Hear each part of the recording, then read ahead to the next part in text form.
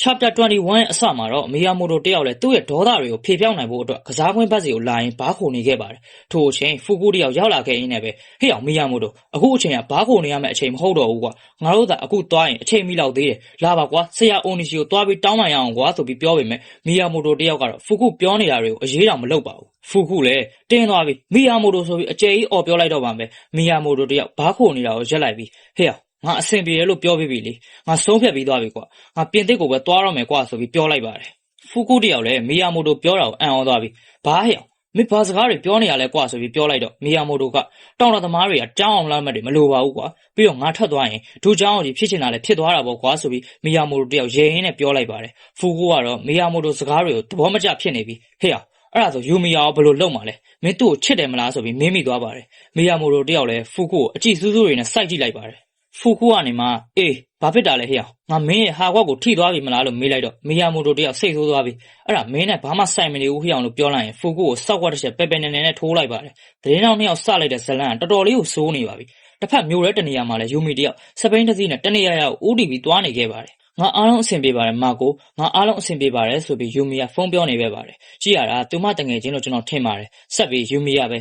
ဲဟုတ်တယ်ငါအခုဘော်ဒါဆောင်သွားရတော့မယ်ရထားကထွက်တော့မယ်ငါချလိုက်တော့မယ်နော်နောက်မှတွေ့မယ်ဆိုပြီးပြောပါတယ်ယူမီတယောက်လည်းဒီကိစ္စတွေကြောင့်ကြောင်းပြောင်းလိုက်ရပြီလို့ထင်ပါတယ်လူသူကင်းမဲ့နေတဲ့ခုံတန်းတနေရာမှာယူမီတယောက်တည်းထိုင်နေရင်လက်ထက်ကပတ်စံအိတ်ကိုကြစ်ကြစ်ဆုပ်ထားကမျက်ရည်လည်းဝဲနေရင်စိတ်ထဲကနေဘာလို့အရာအလုံးဒီလိုမျိုးပုံစံနဲ့အဆုံးသက်ရတာလဲဟာဆိုပြီးရေယွင်နဲ့ငိုနေခဲ့ပါတယ်ညစည်းတိုင်းရဲ့ဘားတစ်ခုစီကိုဆရာအိုနီရှီတယောက်လူတယောက်နဲ့တွေ့ဖို့အတွက်ရောက်လာခဲ့ပါတယ်ဆရာအိုနီရှီနဲ့တွေ့မဲ့လူကတော့ကိုရိုကိုရိုင်ပဲဖြစ်နေခဲ့ပါတယ်ဆိုတော့မင်းလာခဲ့တာပဲအိုနီရှီဆိုပြီးကိုရိုကစပြီးနှုတ်ဆက်လိုက်ပါတယ်10နှစ်တောင်ကြာသွားခဲ့ပြီပဲကိုရိုဆိုပြီးဆရာအိုနီရှီကမျက်နှာထားတင်းတင်းနဲ့ပြန်ဖြေလိုက်ပါတယ်အေးဟုတ်တယ်အဲ့တောင်တက်ကလပ်ဘွဲပေးတဲ့အခမ်းအနားပြီးကြရပဲလေဟုတ်တယ်မလားငါမင်းကိုဆရာတယောက်ဖြစ်လာလိမ့်မယ်လို့ဘယ်တော့မှမထင်ထားမိခဲ့ဘူးဆိုပြီးပြောပါတယ်ဆရာအိုနီရှီလည်းကိုရိုအနားကိုလာထိုင်ဘာမှမတောက်တော့ဘူးလို့ဖြောဆရာကိုပြောလိုက်တော့ကိုရိုကပဲခနဲ့တယ်လို့နဲ့ဈေးကြီးလို့လားငါဝယ်တိုက်ပါမယ်ဆိုပြီးပြောလိုက်ပါတယ်ဆရာအိုနီရှီကတော့ကိုရိုပြောတာကိုဂရုမစိုက်ပဲဟေ့ငါဒီကိုလာခဲ့တာအဲ့ဒီတိတ်ခါကြတဲ့ခေါင်းစဉ်ကိုပြန်ပြင်ပေးဖို့နဲ့တောင်းပန်စာတစ်စောင်မင်းဘက်ကပြန်ရေးပေးဖို့တောင်းဆိုဖို့ပဲငါမှတောက်ချင်စိတ်ကောမင်းကျွေးတာစားချင်စိတ်ကောမရှိဘူးလို့ပြောတော့ကိုရိုကပဲစိတ်လေးကိုကန်လိုက်ရင်မင်းကတော့အရင်တိုင်းခေါင်းမာနေတော့မှလာ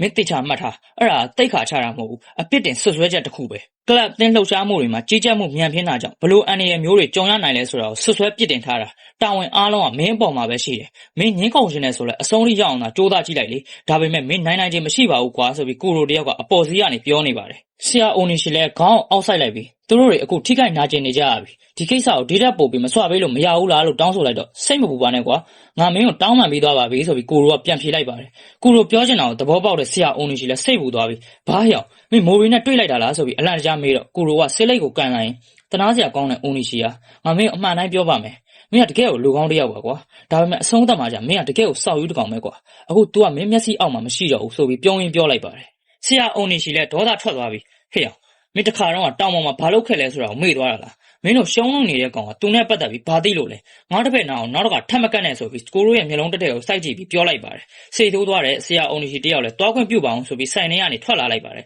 ဆရာအိုနီရှီထွက်သွားပြီးရတယ်ကိုရိုရဲ့ဖုန်းကမီလာလို့ကိုရိုလည်းဖုန်းကင်လိုက်ပါတယ်အာဟယ်လိုကိုရိုဆာဝါဆန်ကျွန်တော်တာဂီတာပါတောင်မော်စကန်တဲကိုဆောင်မှာဘိုကင်ရသွားပြီနော်မနက်ဖြန်ညနေရအောင်သွားချင်တာဟုတ်တယ်မလားလို့မေးလိုက်ပါတယ်ကိုရိုတယောက်လည်းဟုတ်ပါတယ်လို့ပြောလိုက်ရင်ခဏအကြာမှာတော့ဖုန်းချလိုက်ပါတယ်စိတ်ထဲကနေလေဒါအရန်ဆိုးသွားပြီကွာခင်ဗျားတော့နောက်ကျသွားပြီဆရာကြီးဆိုပြီးကြိတ်ပြုံးရင်ပြောလိုက်ပါတယ်ညဘက်မီးအောင်တစ်ဖက်ဖက်လက်နေတဲ့တိုက်တွေကြားထဲမှာမိုရီရဲ့အင်ကတော့အမှောင်ချထားခဲ့ရင်မိုရီတယောက်လည်းအခန်းထဲမှာဘယ်သူနဲ့မှမထွက်တွေ့တော့ပဲအရင်လိုမျိုးစိတ်တက်ကြခြင်းတွေကိုပြန်ခံစားနေရပါတယ်စိတ်ထဲမှာလည်းဟိုနေ့ကဖူကူပြောခဲ့တဲ့မင်းမရှိရင်ကောင်းမယ်ဆိုတဲ့စကားတွေကိုတစိမ့်စိမ့်ပြန်တွေးနေမိပြီးစိတ်ထဲကနေငါဘယ်သွားအခုလိုပုံစံနဲ့အဆုံးတတ်နေရတာပဲငါရှိနေရင်အားလုံးအမှားကုန်တာပဲဆိုပြီးတောင်းမှရှိနေတဲ့ကြောဖို့ရဲ့ဖနက်တစုံရဲ့ကိုငေးကြည့်ရင်လည်းရေရွတ်လိုက်ပါတယ